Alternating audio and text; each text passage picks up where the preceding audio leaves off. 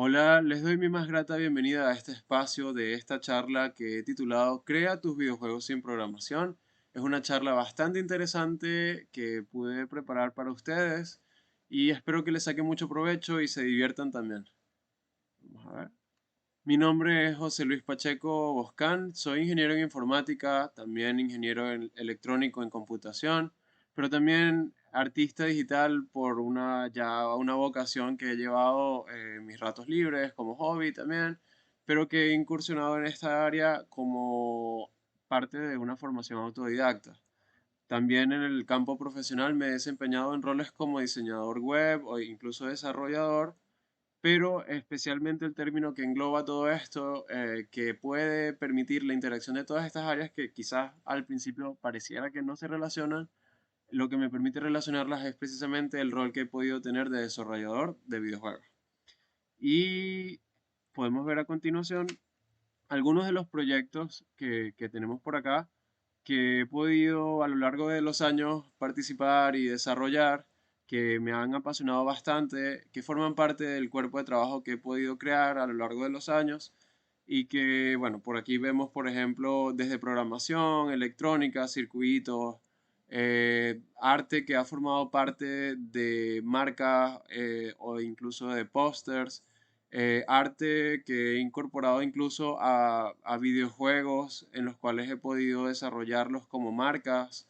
Vemos acá una de ellas que es Playful Chunks. Es un proyecto que he podido desarrollar en los últimos años, basado en microjuegos o minijuegos en los cuales pues experimento en todas estas disciplinas: arte, música, programación, sonido, actuación de voz, todo lo que se vea, se escucha, lo que se interactúa con el jugador, todo eso pues es como algo que me ha apasionado mucho porque he podido ver como esa transdisciplinariedad en el mundo del desarrollo de videojuegos. A la par que también he podido desarrollar sistemas físicos, como vemos aquí arriba, que es una consola de videojuegos independientes. Si quieren indagar un poco, pueden conectar conmigo a través del enlace de abajo a la izquierda y a la derecha pueden ver mi portafolio de videojuegos. También he podido dirigir una comunidad bastante importante en el estado Lara, llamada Lara Game Jam. Es una comunidad que ha organizado una sede anual, ya van 5 años prácticamente, desde el 2019, de un evento más grande y global llamado la Global Game Jam.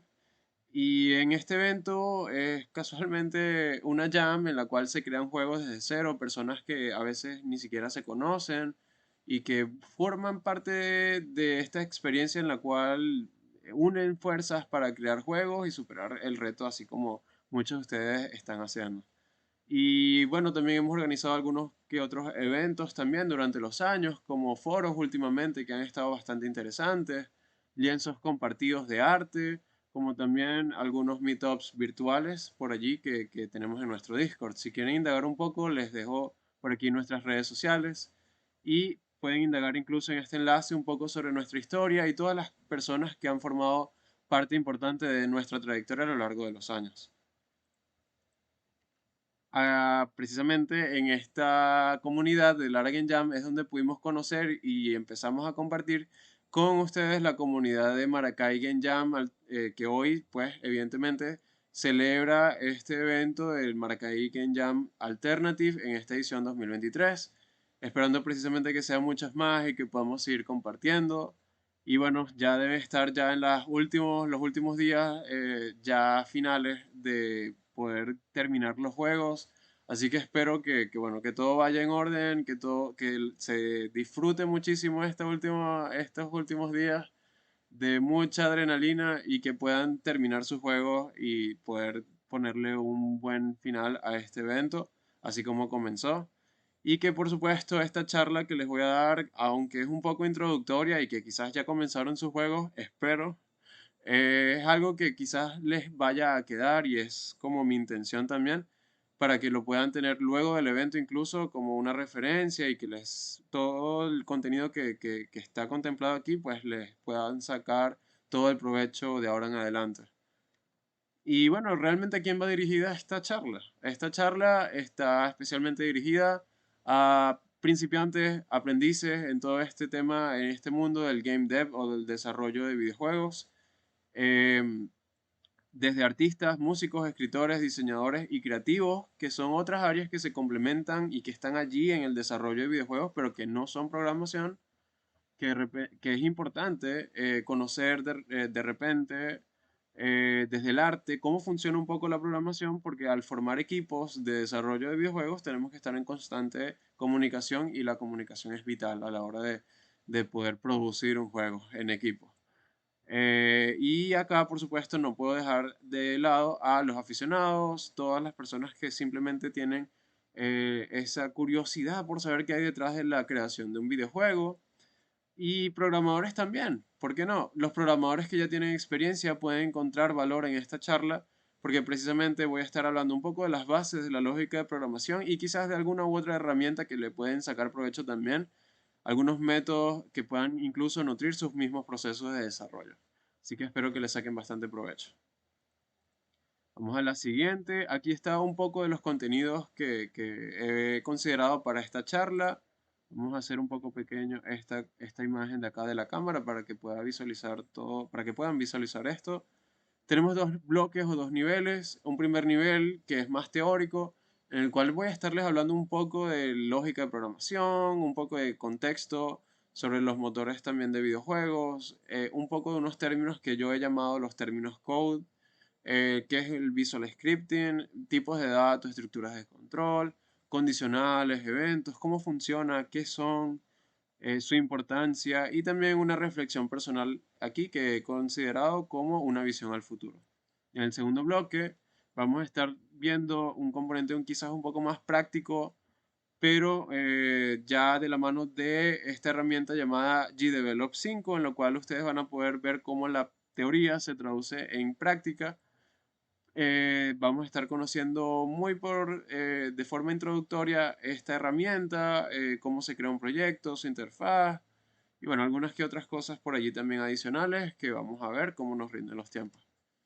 Vamos a seguir por acá, así que sin más, espero que lo disfruten y comencemos.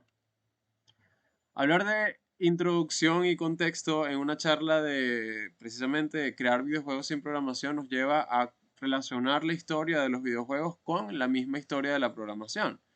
Y si pensamos en una fecha desde donde se crearon los primeros videojuegos, realmente es un poco complejo, aunque si ustedes buscan pueden que tengan resultados rápidos en Google, que les aparezca varias como referentes importantes dentro de la industria de desarrollo de juegos.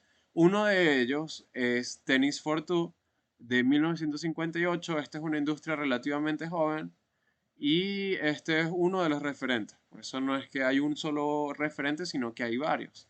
Y se podría decir que más o menos este es uno de los más importantes o de los que yo considero importantes porque fíjense que así como vemos en la imagen, esto era un videojuego que se visualizaba desde una herramienta de la electrónica que se conoce como osciloscopio.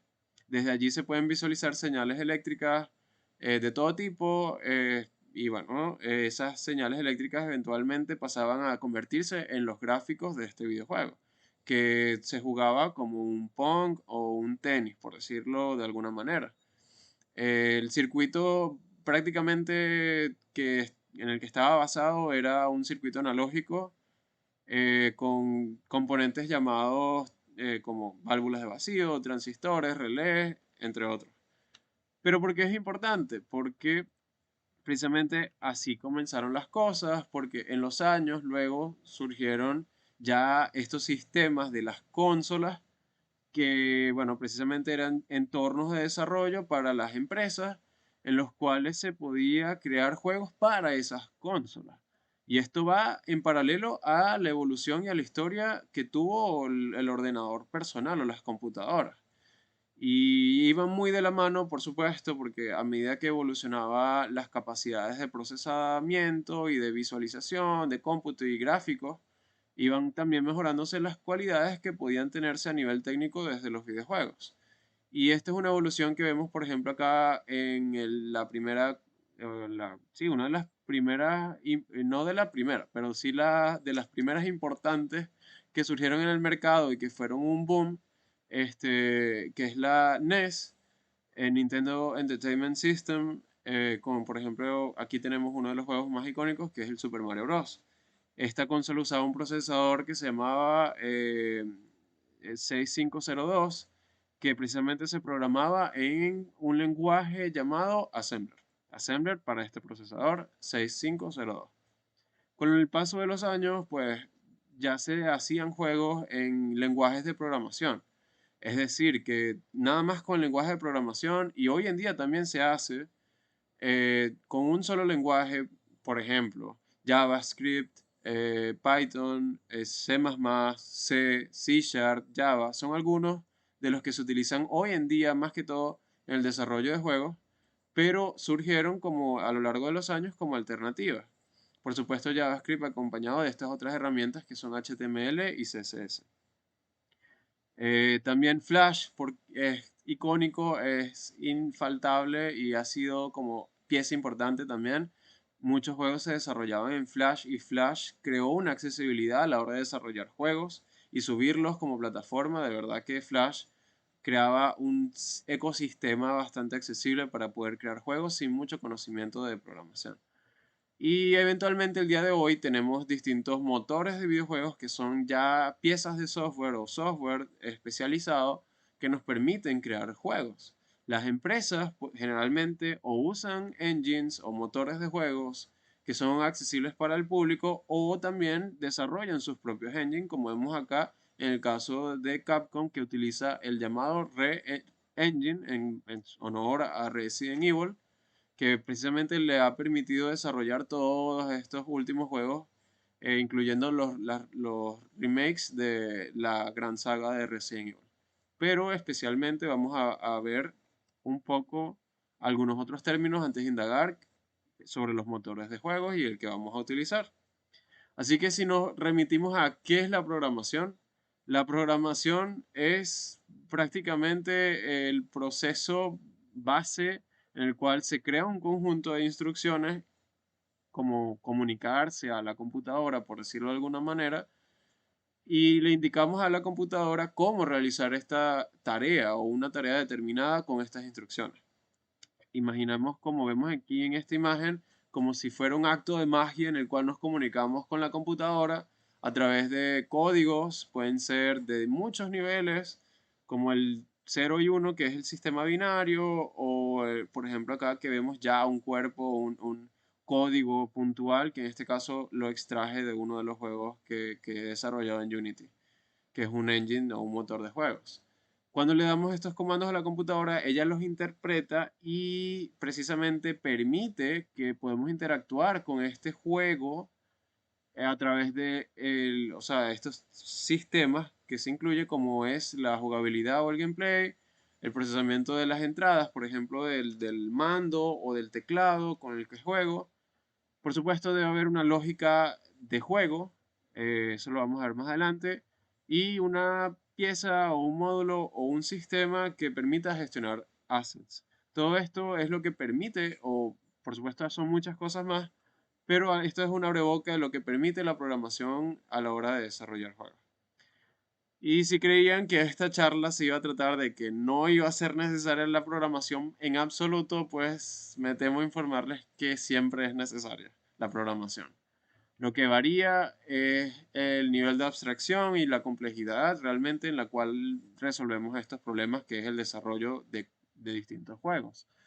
Pero como proceso, así no lo hagamos nosotros o lo haga una inteligencia artificial o como lo queramos ver, la programación siempre es necesaria.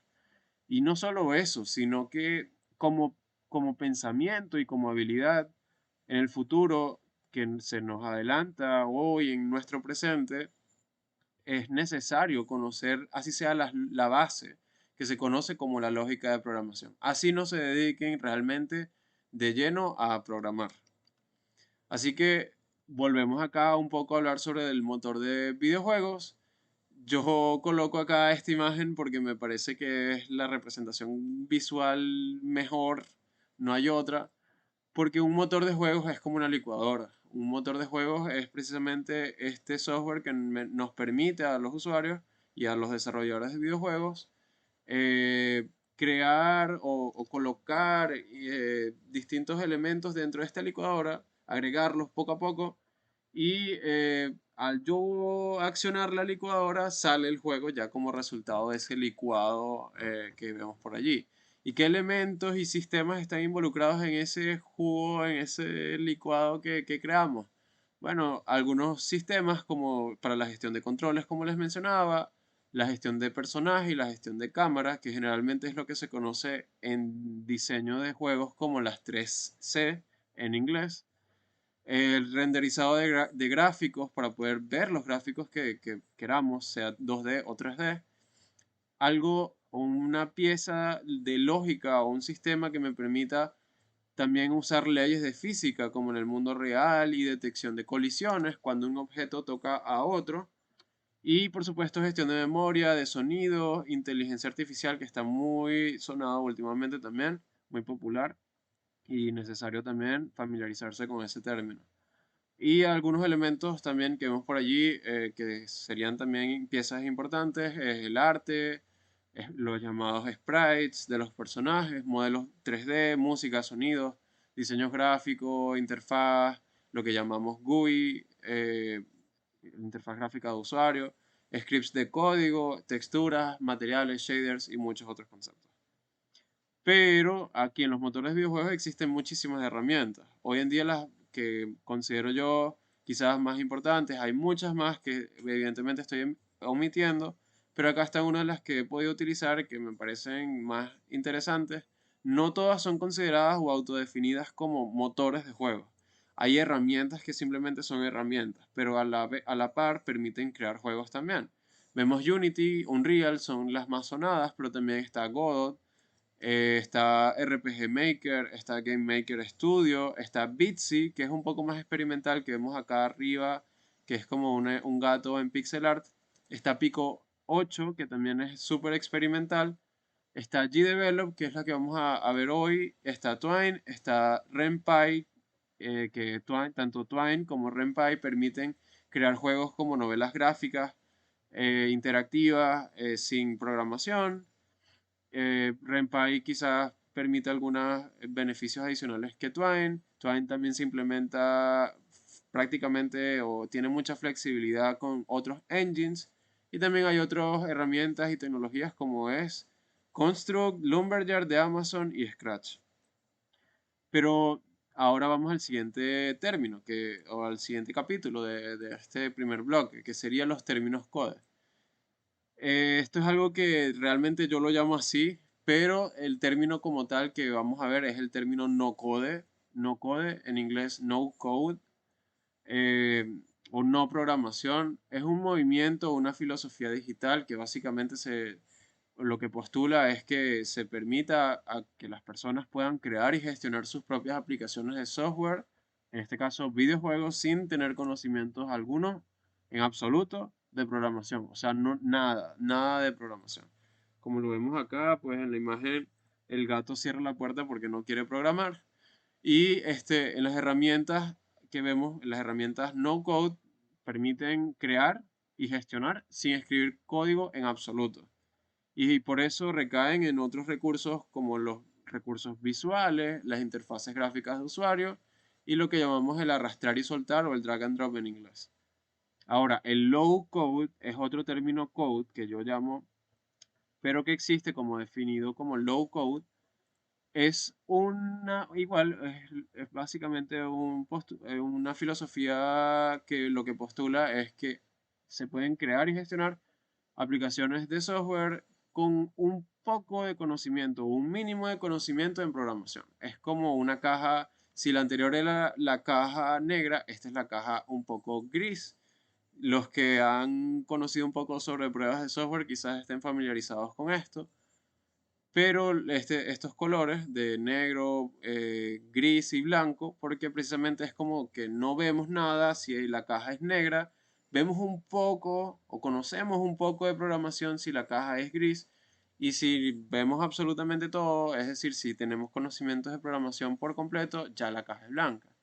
Las herramientas low code se basan especialmente en otras recursos como las plantillas, componentes, bloques y módulos que los usuarios pueden articular, combinar, usar en sus aplicaciones de software o videojuegos. Y realmente se necesita, es mínimo la programación, es generalmente lógica de programación lo que se necesita y suelen ser un poco más personalizables y escalables que las aplicaciones que son completamente no code. Y la caja blanca ya es lo que llamamos Pro Code, que no es más que ya todo lo que ya requiere conocimientos ya específicos, especializados en programación a nivel técnico. Son todos, por supuesto, recursos, hay miles, hay muchísimos lenguajes de programación, dependiendo de la plataforma, si es juegos, si es páginas web, si es frontend, si es backend, etc. Eh, pero tenemos librerías, frameworks, herramientas, entre otros recursos. Ya es la programación ya que conocemos de base.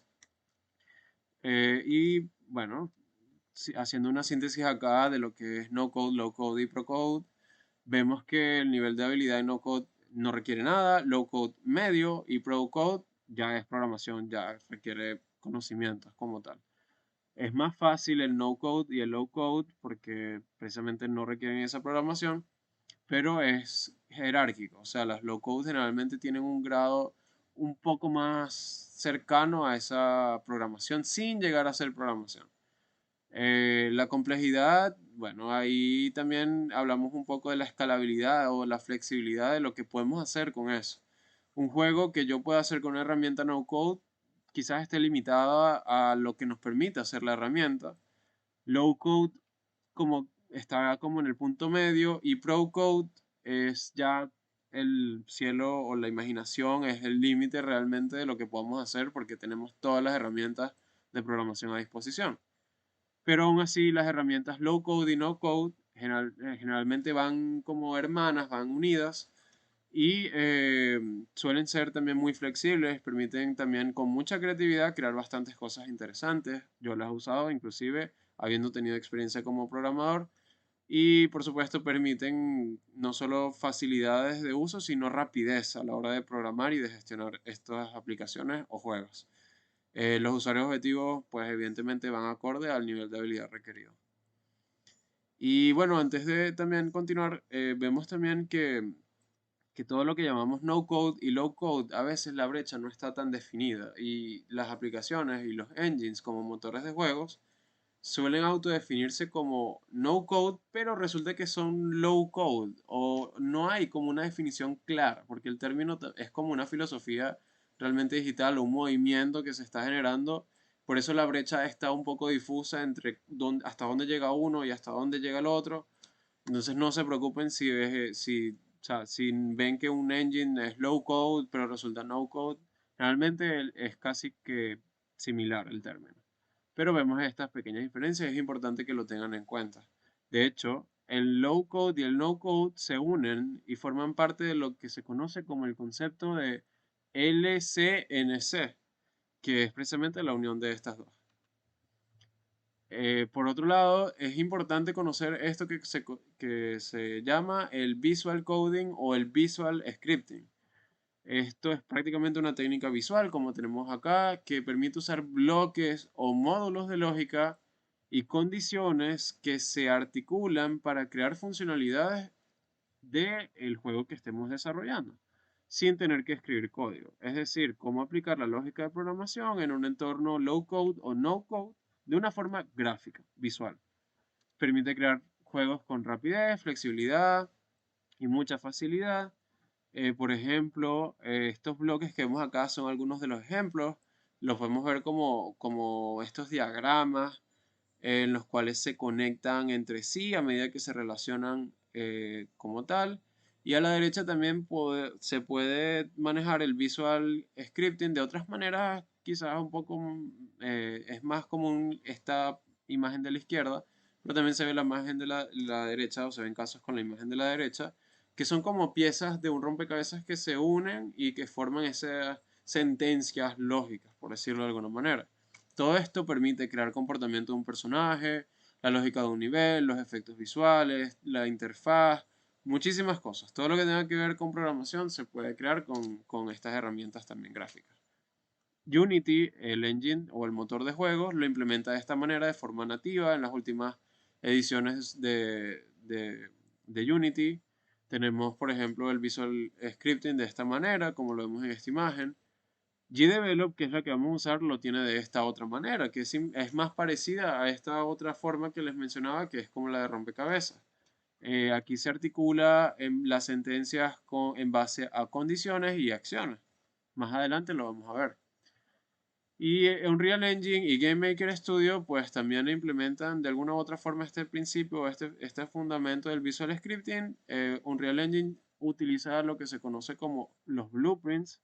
Game Maker Studio tiene un lenguaje visual llamado GML Visual. La lógica. Hemos hablado mucho de lógica de programación, pero si lo podemos definir, ¿qué es realmente la lógica de programación?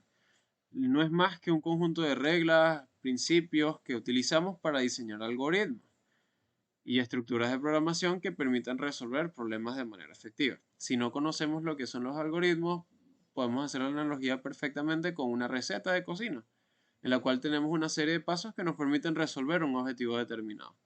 Desarrollar la lógica es como vemos acá esta serie de pasos en estos diagramas de flujo que tenemos acá.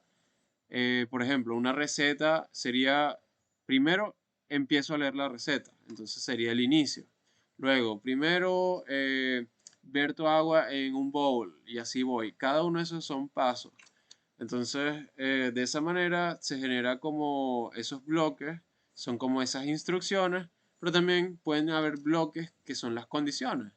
Si ya está bien amasado lo que estoy cocinando o lo que estoy preparando, entonces ya lo pongo en el horno y de esa manera decido que como ya está listo, lo meto en el horno. Si no, continúo.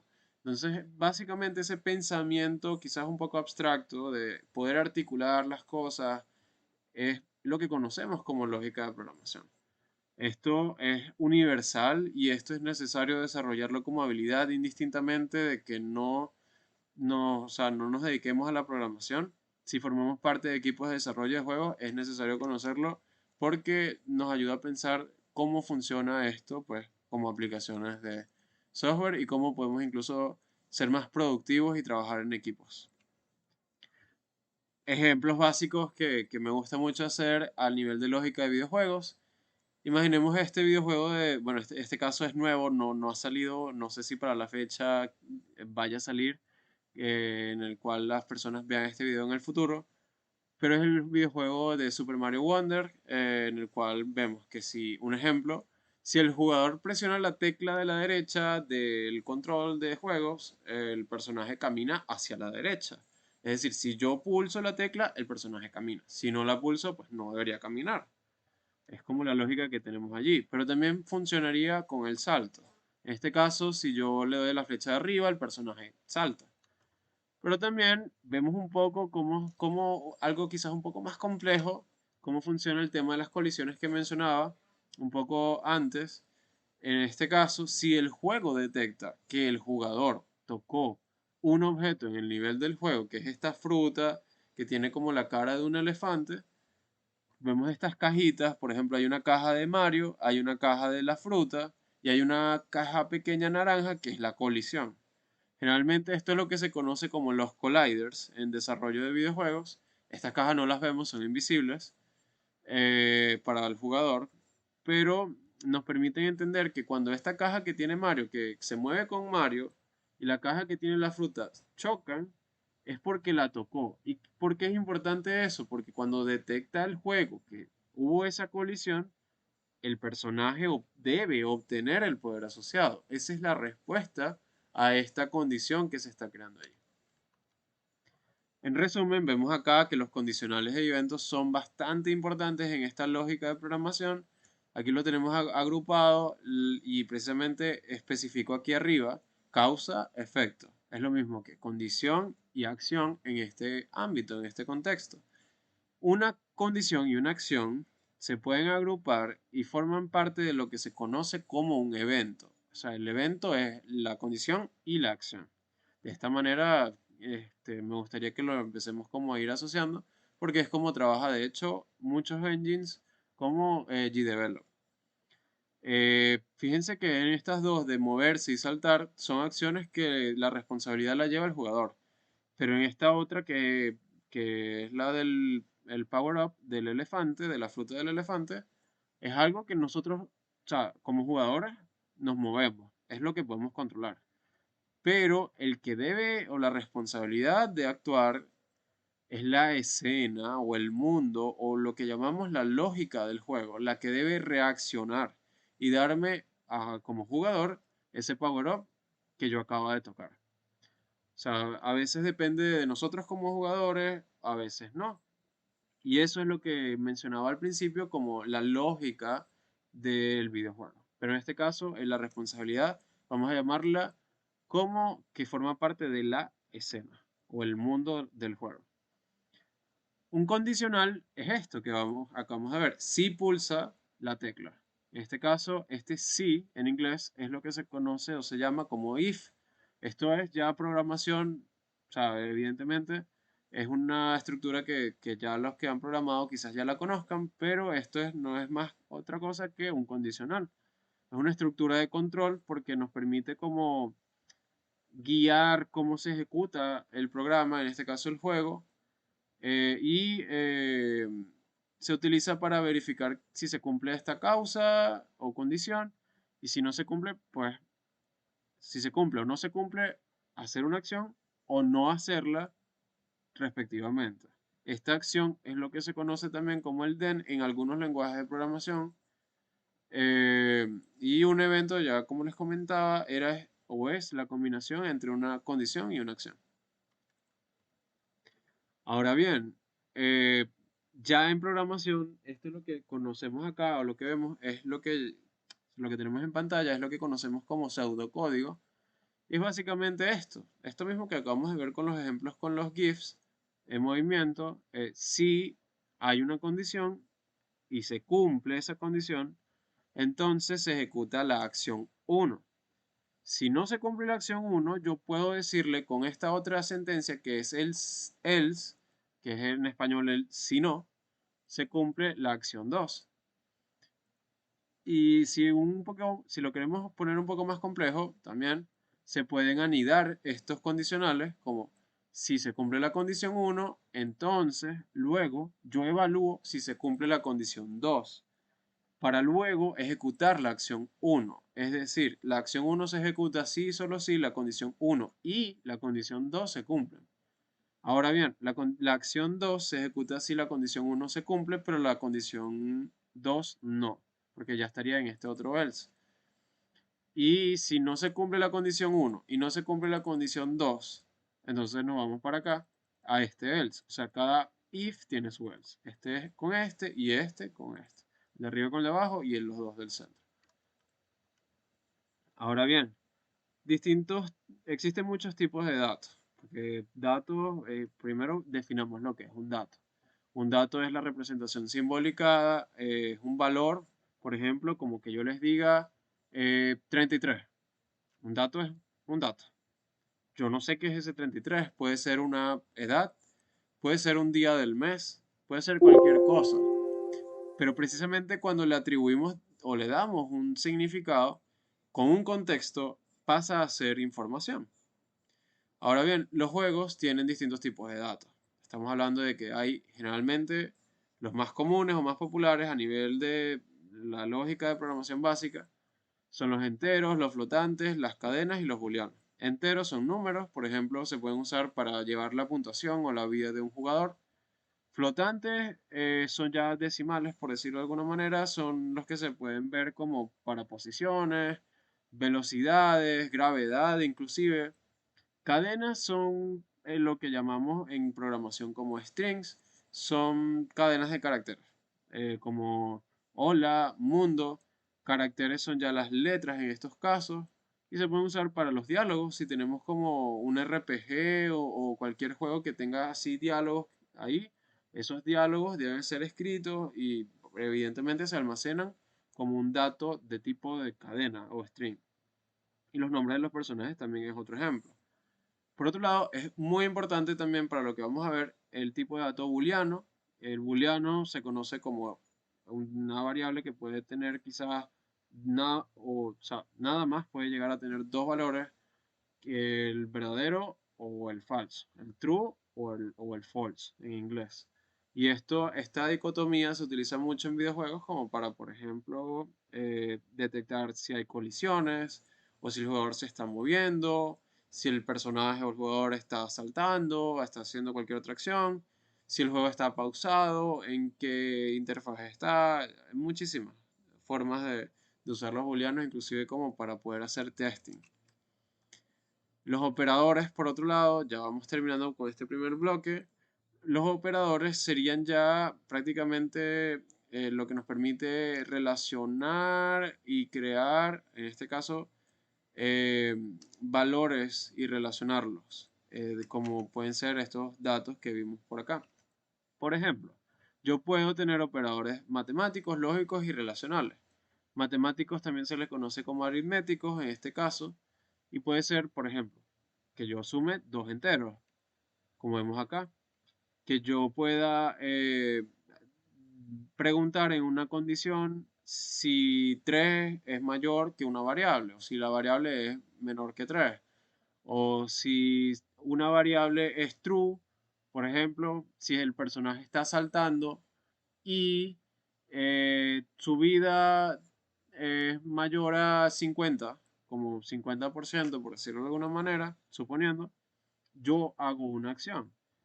Es decir, ahí en el operador lógico de AND o de las I que vemos aquí abajo, se utiliza para evaluar si se cumplen las dos condiciones en simultáneo. El OR si se cumple al menos una de ellas. Y el NOT si se cumple lo contrario. Es decir, si yo antepongo este operador que sería el signo de exclamación, sería prácticamente como decir, en el caso del salto, si no estoy saltando. Entonces es bueno conocer estos operadores porque los podemos usar también con estos motores de juego, incluso low code o no code. Las variables y las constantes son conceptos súper importantes también que hemos mencionado. La mejor manera de entender esto es como cajas. Una variable puede verse como una caja que almacena un dato, un valor, en este caso Bob como nombre, true como booleano, 35 como entero. Estas primeras tres cajas, si las ven, son cajas que están abiertas. Es decir, yo puedo sacar el valor de Bob y meter el valor de José. Entonces aquí es como reemplazable, precisamente porque la caja está abierta. Eso es lo que distingue a una variable, por eso varía. Ahora, una constante no debería variar. O sea, la idea es que una constante se mantenga con su valor asignado desde el principio de la ejecución del videojuego. En este caso, por ejemplo, la caja está cerrada y almacena el valor de la aceleración gravitacional. Como un ejemplo que nos podría de repente interesar para que el personaje cuando salte caiga con una aceleración hacia abajo de la gravedad de 9,8, si queremos que se parezca a la aceleración gravitacional de la Tierra. Por ejemplo, las estructuras de control también son importantes. Uno de los últimos conceptos de la lógica de programación también y de las bases de la programación misma. Y no es más que una categorización que se hace también de algunas de las estructuras que ya hemos hablado. Por ejemplo, los if como condicionales, pero también existen los switch. Los switch no ya se escapa de los contenidos o el alcance de los contenidos de esta charla, pero el switch como estructura realmente es como evaluar distintos casos posibles que se puedan dar, como una forma más práctica y legible de un if anidado. La, la repetibilidad es prácticamente poder ejecutar un determinado cuerpo de acciones o de sentencias si se cumple una condición. Por ejemplo, el while sería mientras que el personaje está saltando, yo puedo poner el cielo de un color o la animación de saltando, que es más práctico. Si el personaje está saltando porque pulsó una tecla, yo ejecuto la acción de cambiar la animación para que se vea la animación del salto. Por ejemplo, y el while en este caso nos permitiría precisamente valorar eso en algunos engines o motores de juegos. El do while ejecuta primero y luego pregunta y evalúa la condición. Es decir, se cumple primero o asume que se cumple o la ejecuta como primera vez y luego evalúa la condición para una segunda iteración. El for también, ya sabiendo con anticipación cuántas veces queremos repetir ese cuerpo de instrucciones, se lo asignamos y el for permite no tener que escribirlas una y otra vez, sino que ya sabemos con esa, o sea, con la estructura for cuántas veces se tiene que repetir. Un break es más como poder salir de estas otras estructuras en las que puede estar ubicado. Por ejemplo, si tenemos un break en un ciclo do while o while, en estos casos, por ejemplo, lo que hace es que se sale. Así ya no evalúa más si se cumple o no se cumple, ya no le importa, simplemente se sale y continúa con lo demás que tiene que ejecutar. Finalmente, una visión al futuro es este último segmento de este primer bloque. No es más que una pequeña reflexión. Este contenido, pues evidentemente, es simplemente un abreboca a este mundo de la programación. La idea es que no lo vean como una limitación, que si no conocen de programación se animen a conocer un poco las bases, así no tengan como ese interés por tener una dedicación plena, así se dediquen nada más al arte o a la música. Es bueno conocer estas herramientas también, por lo que ya les he mencionado. Y por supuesto, es también un juego de tener suficiente creatividad a la hora de seleccionar herramientas. De repente, cuando ustedes quieren hacer un juego determinado y es en muy poco tiempo, como en una jam, les conviene usar herramientas low code o no code, o un equipo que nada más son de artistas o músicos y no saben nada de programación. Entonces es bueno como poder conocer esto porque les permite tener una herramienta más o distintas herramientas también a la mano para poder decidir qué tipo de juego quieren usar con suficiente creatividad, pues evidentemente cualquier limitación se puede sobreponer. Eso depende mucho del alcance que se fijen, el tipo de juego que quieran hacer, qué es lo que coloco allí como la forma. Por supuesto, hoy en día tenemos esto de la inteligencia artificial y cómo comprender las bases. Sigue siendo algo evidentemente necesario. GDevelop, de hecho, implementa un botón en el cual ustedes pueden darle clic y ya crea el juego solo y ya no hace nada. Es como que cierro la computadora, se acabó todo. Pero ellos no lo hacen con la intención.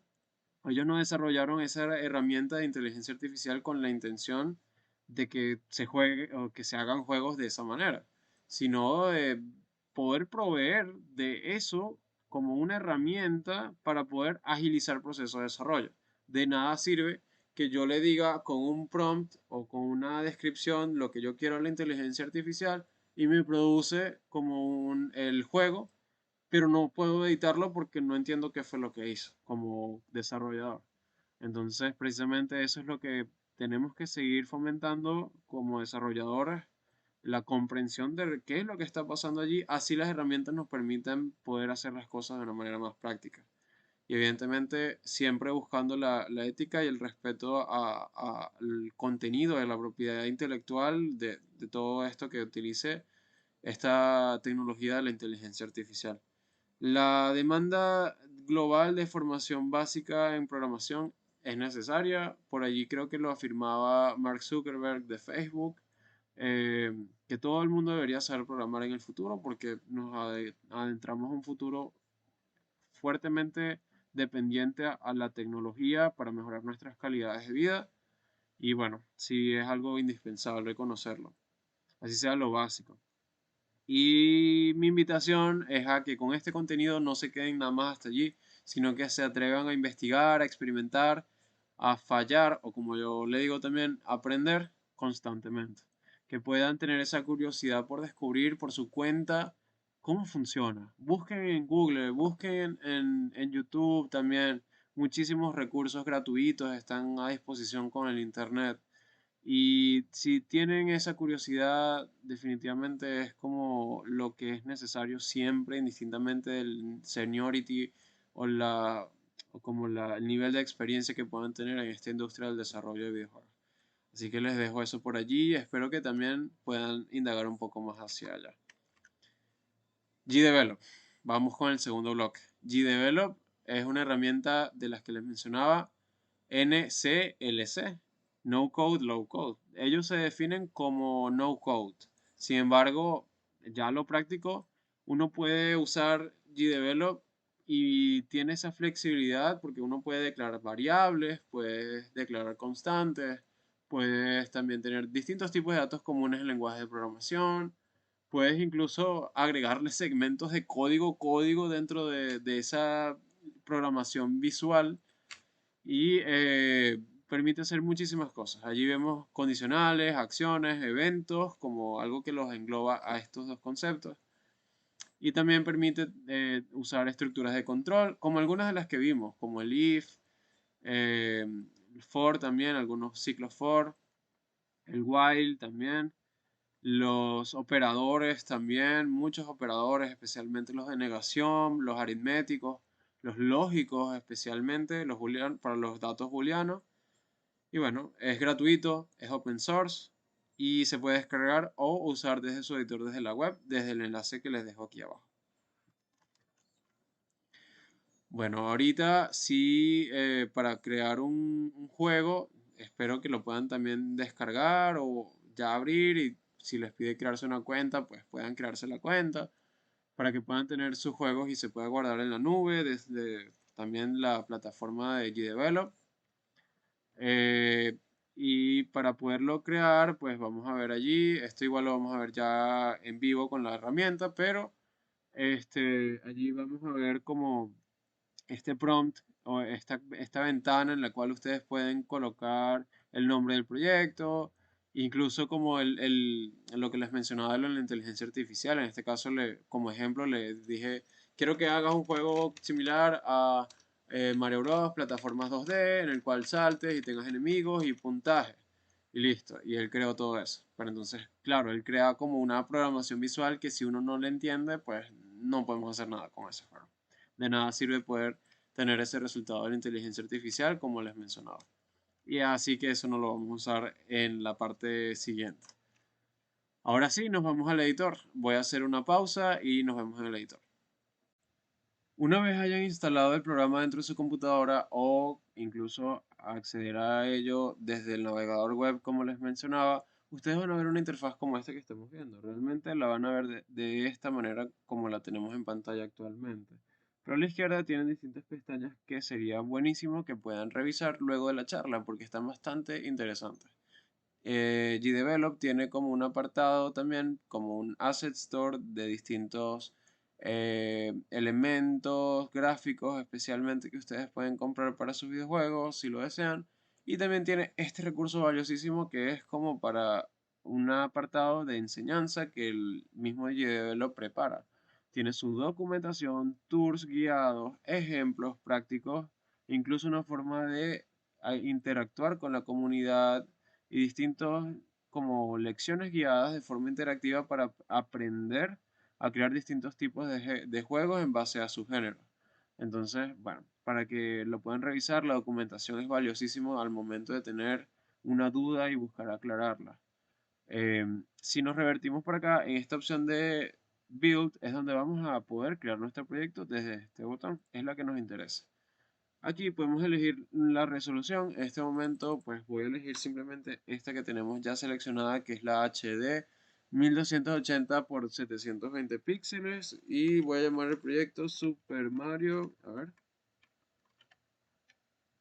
Super Mario Charla. Porque vamos a hacer precisamente como un clon de Super Mario. Eh, Esto de acá lo vamos a omitir, lo de la inteligencia artificial, y vamos a almacenarlo en el proyecto en la computadora. Lo podemos hacer también en la nube si iniciamos sesión. Y esto lo voy a desactivar porque no nos interesa realmente lo de la autenticación, pero lo de pixel art, que es optimizar el juego para pixel art, sí nos interesa porque vamos a usar pixel art. Una vez tengamos eso listo, vamos a darle y tenemos la bienvenida de nuestro proyecto recién creado. En este primer botón vamos a comenzar a ver la interfaz.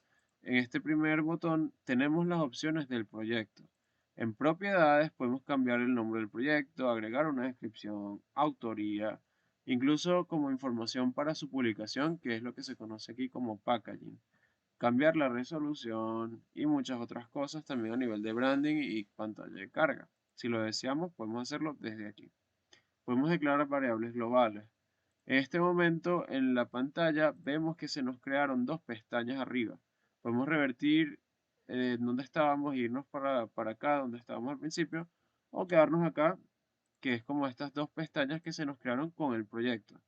Una pestaña se llama Untitled Scene y la otra Untitled Scene Events. Eso significa que es la misma, pero una es para los eventos que les corresponde a esta. Es decir, aquí es donde vamos a hacer la programación visual que mencionamos y acá es donde vamos a hacer el arrastrar y soltar y agregar todos los elementos, el personaje, el mundo. Esto es como un canvas que podemos agregar todo lo que queramos allí en nuestro nivel.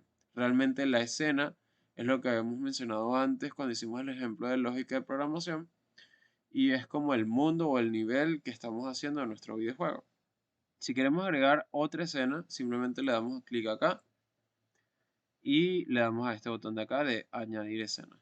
Incluso también hay otras opciones como extensiones que se pueden instalar en GDevelop si las queremos usar, o incluso como iconos para poder exportar el ejecutable con algún arte que queramos agregar allí.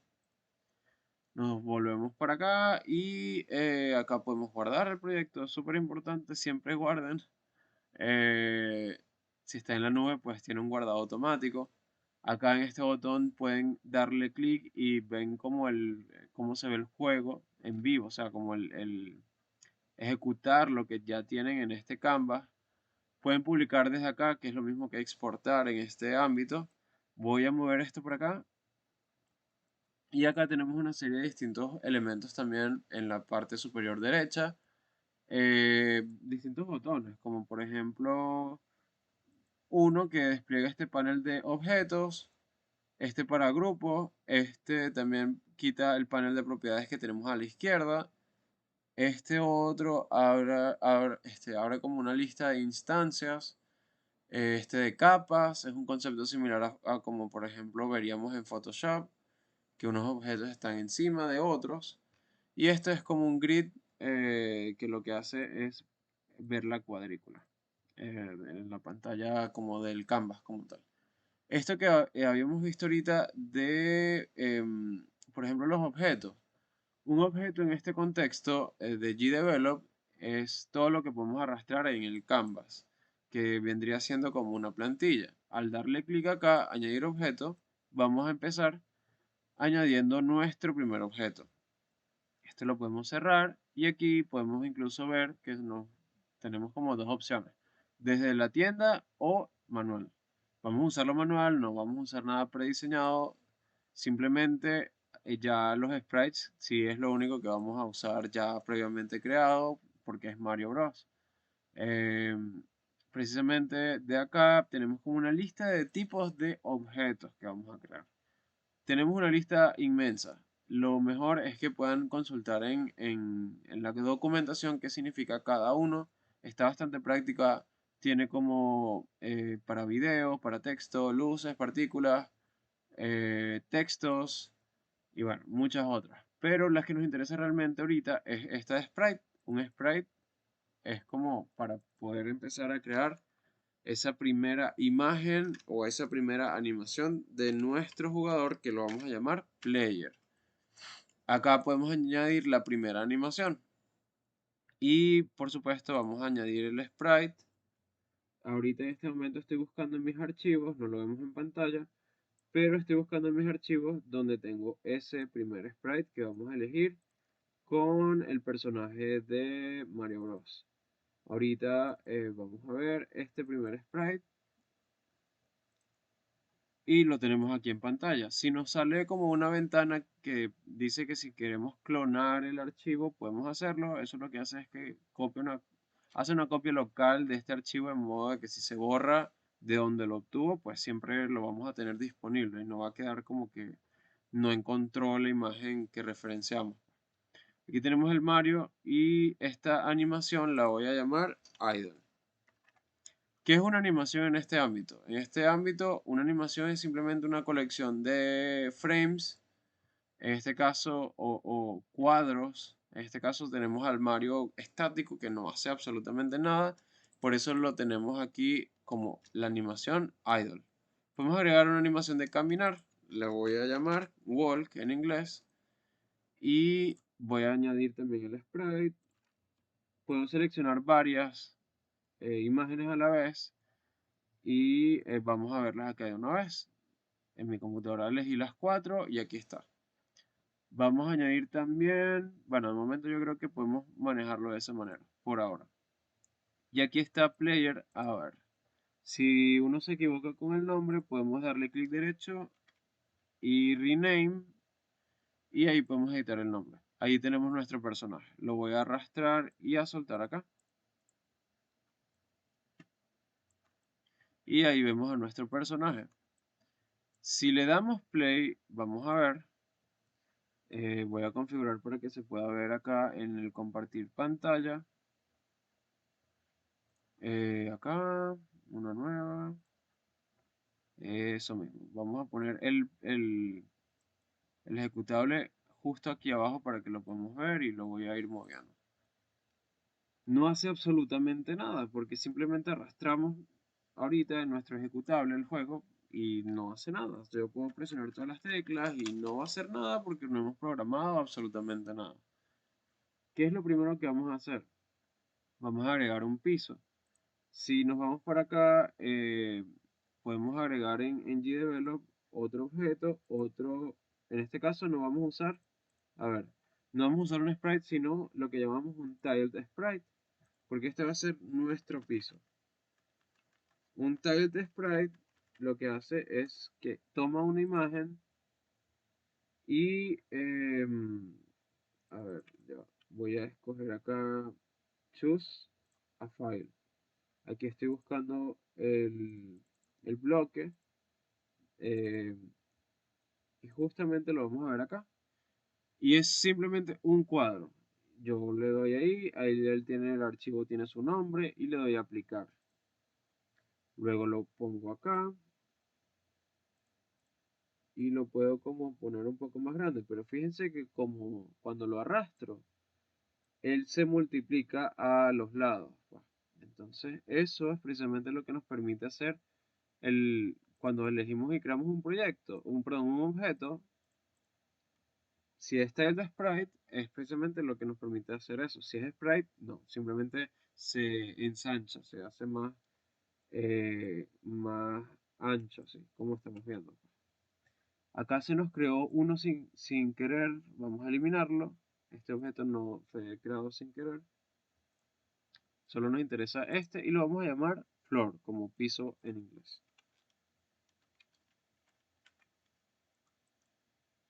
Ajá, ahora, muy importante, el objeto no va a hacer nada, ni el player ni el floor. No van a hacer nada porque no tienen nada.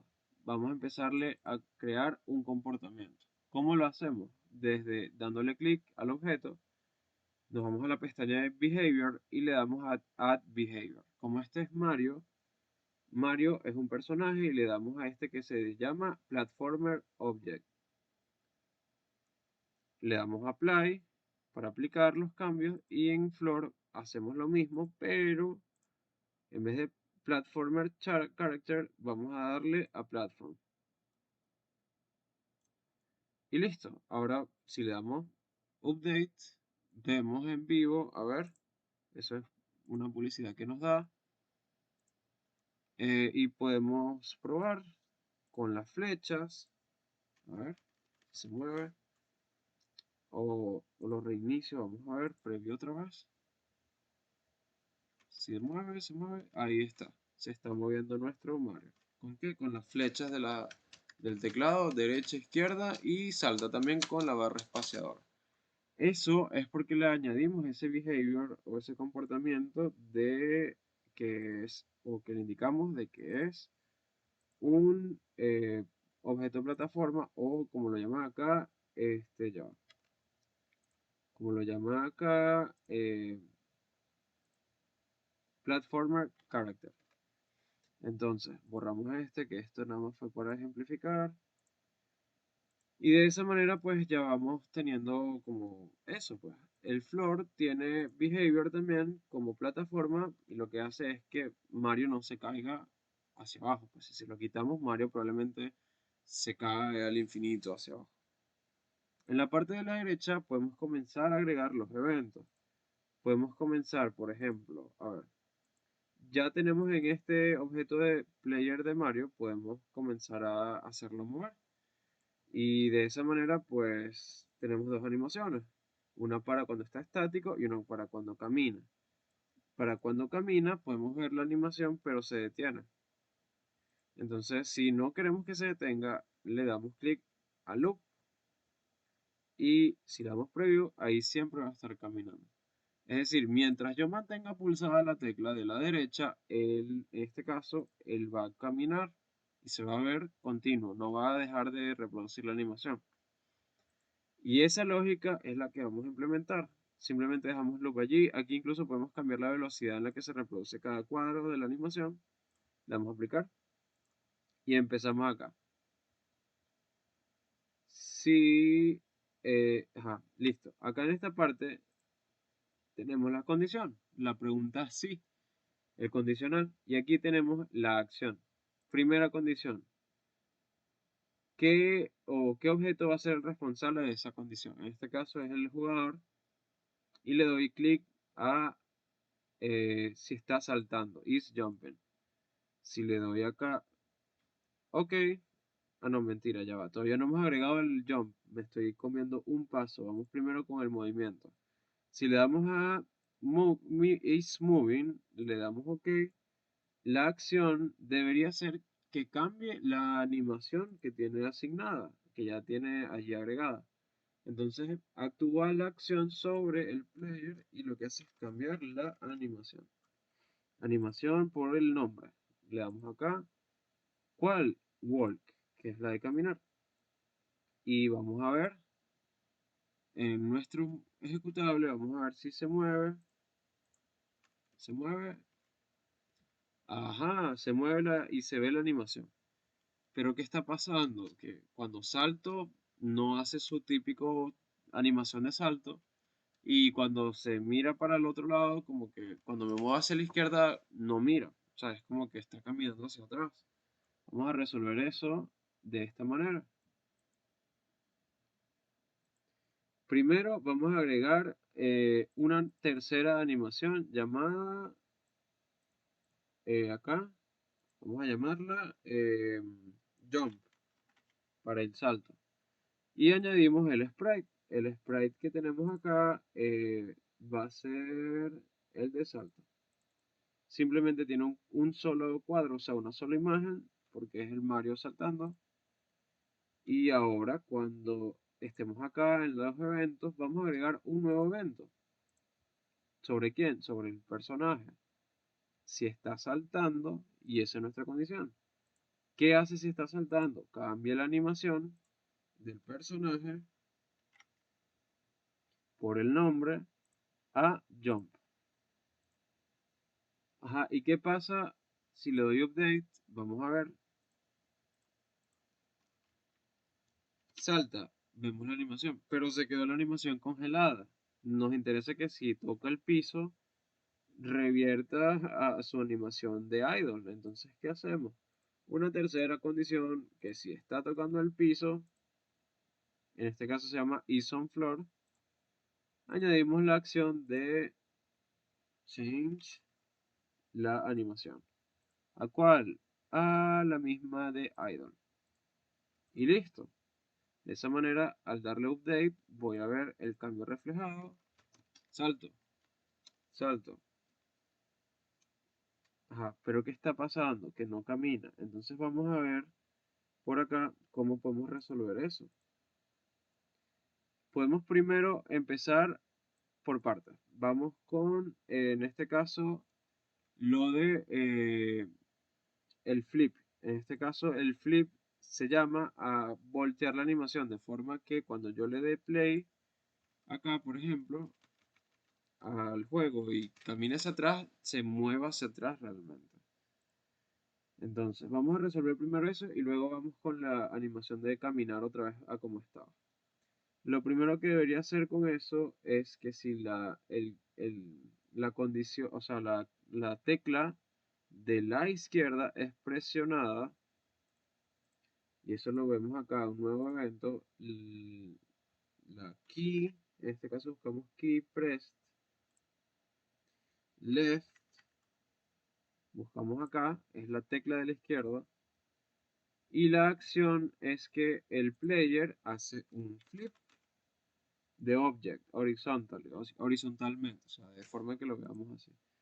Y le damos sí para que active que sí tiene que cambiar. Listo, eso lo vamos a poner arriba. Podemos cambiar incluso como el orden de esto, si lo queremos, lo arrastramos, lo soltamos. Y acá podemos hacer es eh, lo mismo, pero en vez, incluso podemos como, en vez de escribir todo otra vez, podemos darle copiar y pegar. Si la tecla de la izquierda no está presionada, cambiamos y revertimos.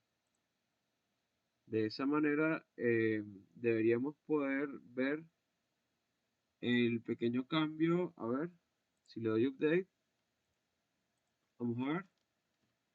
Ah, ya va, como que no me hizo el cambio.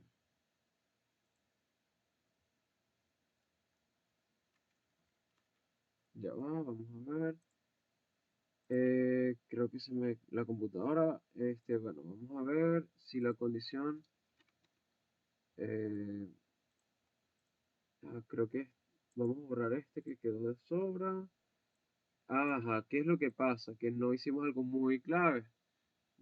Acá tenemos que agregar la inversa, porque no nos, o sea, si la condición es que la tecla se presiona, voltealo. Si no, entonces reviértelo y ponlo como estaba originalmente.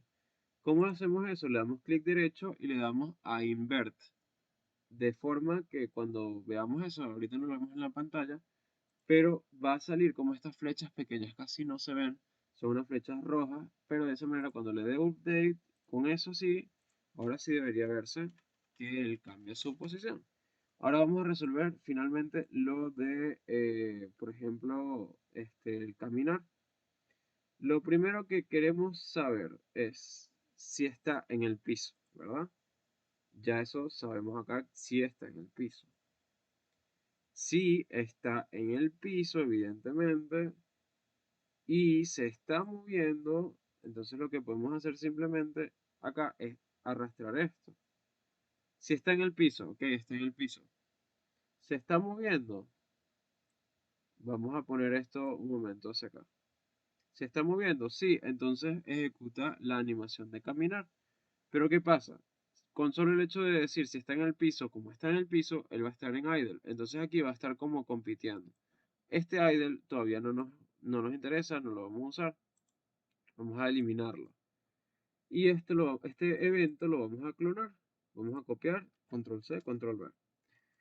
Y en esto, cuando tengamos esta opción, si la podemos dar clic derecho y le damos invert a la condición de forma que salgan las flechitas que habíamos mencionado. Y ahora lo que hago es que le doy clic acá y lo que hace es que se coloca en idle. ¿Por qué? Porque si no está si está en el piso y está moviéndose, es porque está caminando. Por eso cambiamos la animación a caminar. Pero si está en el piso, pero no se está moviendo, es porque está estático. Y por eso ponemos la animación de idle. Al yo darle preview, vamos otra vez. Listo. Tenemos a Mario que se mueve, que hace flip y que salta. Y así vemos un ejemplo práctico de cómo sería el uso de la lógica de GDevelop. Mi invitación es a que puedan ver prácticamente todo esto, explorar, jugar, experimentar muchísimo con todas las acciones que ustedes pueden programar, las condiciones que ustedes pueden programar con la programación visual. Es muy práctica, que vayan creando objetos en sus escenas, que incluso pueden jugar con cosas más avanzadas como lo es la colisión entre objetos. Ustedes pueden, por ejemplo, acá Player, Collision. Y ustedes pueden, por ejemplo, el personaje está haciendo una colisión, como lo hemos visto en el ejemplo de la lógica de programación, en las láminas. ¿Colisionando con qué? En vez de floor, imagínense que ustedes crean un objeto que sea el enemigo o la planta de fuego, que es el power-up de Mario. Entonces, cuando le dan clic acá, le dan OK y hacen una acción. ¿Cuál sería la acción? Si toca la flor, entonces cambia una animación del Mario de forma que se vea el Mario ahora con la vestimenta asociada al power-up de la planta de fuego y que pueda incluso tener la habilidad de lanzar el fuego como tal. Y así van jugando como que con esos bloques lógicos paso a paso dependiendo de cómo ustedes vayan diseñando el juego que ustedes quieran diseñar. Y bueno, prácticamente esa es como la programación visual que nos permite crear esta herramienta bastante poderosa que se llama GDevelop. Espero de verdad que les haya servido, que les saque mucho provecho y que en esta presentación, en esta charla, hayan visto bastante valor que les sirva de ahora en adelante. Y bueno, para mí es un gusto, por supuesto, agradeciendo el espacio de compartirles esta información. Y volviendo a las láminas, me gustaría que, bueno, luego de esto, que es lo que vimos acá, puedan explorar un poco cómo es exportar el juego en ese botón de Publish que vimos allí azul en la parte de arriba. Y luego de eso, pues, explorar todo lo que ustedes quieran de la herramienta con la documentación y los tutoriales que allí tienen. Muchísimas gracias nuevamente y bueno, les dejo por acá mis láminas, una lámina final de contacto si me quieren contactar desde LinkedIn o las redes sociales. Allí tengo como en esta página todas las redes que dispongo. Pueden escanear estos QR también si hacen pausa. Y bueno, nada, me encantaría que puedan escribir qué les pareció esta charla. eh, Cuéntenme en los comentarios y estaré súper pendiente también para compartir con ustedes durante el evento. Muchísimas gracias.